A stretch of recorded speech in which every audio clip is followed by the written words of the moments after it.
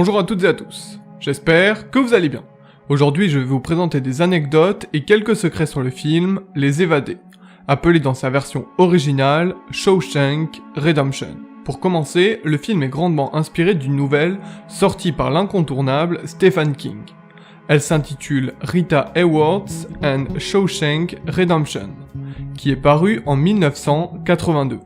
Ce fut donc la base pour créer une partie de l'univers, du contexte et de certains personnages. La prison de Mansfield fut le principal lieu de tournage. Cette prison est située dans l'Ohio et fut fermée en 1990. Selon l'équipe du film, c'était l'endroit idéal pour y tourner, car le décor était très froid, sinistre et correspondait également bien au contexte historique de l'histoire. La démolition du pénitencier fut donc repoussée et certaines parties du bâtiment furent même refaites pour des scènes redonnant vie à cet endroit très sombre. Ce long métrage fut le premier du jeune réalisateur Frank Darabont. Auparavant, il avait adapté une autre nouvelle de Stephen King intitulée The Woman in Room, sous le format d'un court-métrage. Ici, il eut un budget de 25 millions, une équipe de gens de qualité et qualifiés, avec d'excellents acteurs pour mener son projet à bien, ce qui lui facilita grandement la tâche. Plus tard, il fait également La Ligne verte avec Tom Hanks, un autre classique cinématographique dans l'univers carcéral. Les deux acteurs principaux eurent une approche totalement différente de leur rôle. Pour Tim Robbins, ce fut une préparation très investie, avec beaucoup de lectures au préalable, puis il fit un tour directement en prison, au plus près des gens qu'il allait incarner et pour s'imprégner de l'environnement. Ce fut pour lui une expérience très marquante et il déclara même « Ce qui m'a le plus aidé dans ma préparation, c'est de parler avec les prisonniers, ils ont dans les yeux un désespoir absolu, une tragédie indescriptible, ce sont des regards que je n'oublierai pas. » Morgan Freeman eut quant à lui une approche totalement différente, due notamment à son vécu et ses expériences cinématographiques, où il avait déjà joué le rôle d'un prisonnier dans le film Brubaker en 1980. Il déclara « Tim est plus analytique que moi, qui suis très instinctif. Chacun son truc. Moi, je me donne beaucoup de mal pour ne pas trop travailler mes personnages. Je lis le scénario et j'essaye d'y trouver toutes les indications dont j'ai besoin. D'abord, le physique du rôle, son allure, sa façon de s'habiller, et ensuite le reste doit suivre. Je n'imagine pas être le personnage. Je le joue, c'est tout. Tim fonctionne très différemment. Tim par exemple a demandé à passer du temps dans une vraie prison pour se mettre dans la peau de son personnage. Moi pas. J'y ai séjourné un petit peu étant jeune, et cette expérience m'a suffi.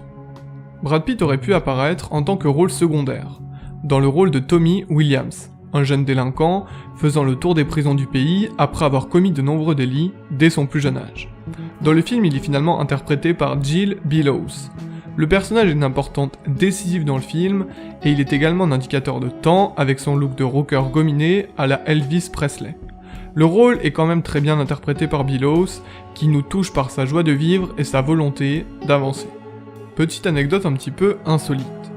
Lors d'une scène où Andy Dufresne donne un verre à Brooks Alton pour nourrir son oiseau, la ASPCA, American Society for the Prevention of Cruelty to Animals, exigea que ce soit un asticot mort et non vivant, pour qu'il soit donné à manger aux corbeaux.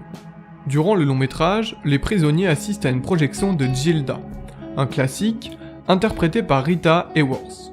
Par ailleurs, Andy, joué par Tim Robbins, possède également un poster de Raquel Welch dans sa cellule.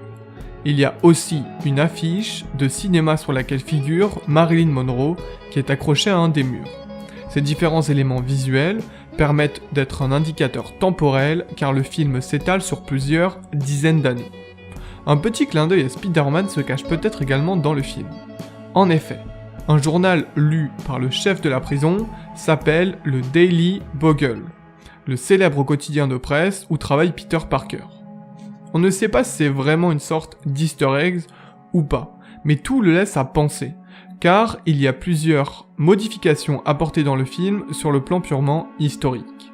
Pour terminer, voici ce que déclare directement Frank Darabont sur l'histoire du film et les choses qu'il a essayé de transmettre au travers de son long métrage. La prison est une métaphore pour la vie. Dans la vie, les gens sont prisonniers d'eux-mêmes, de leur quotidien, d'une vie dans laquelle ils se sont laissés enfermer par faiblesse, ou par habitude. Et ils s'éloignent de ce qui était leur rêve, leur but, leur idéal.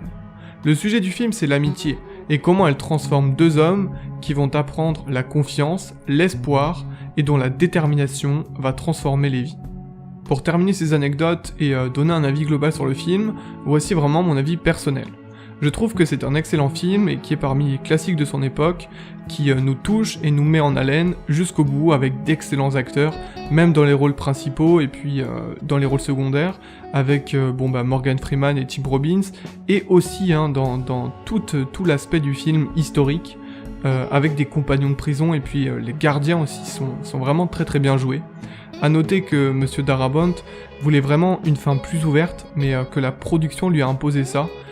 Au départ, je vais essayer de pas vous spoiler, mais de toute façon vous comprendrez pas comme ça, mais il voulait terminer avant la scène finale, juste avant, quand Red est dans le camion, enfin dans le bus, et où il essaye justement de rejoindre Andy Dufresne. Voilà, pour essayer de pas vous spoiler. De toute façon, si vous n'avez pas vu, vous comprendrez pas vraiment.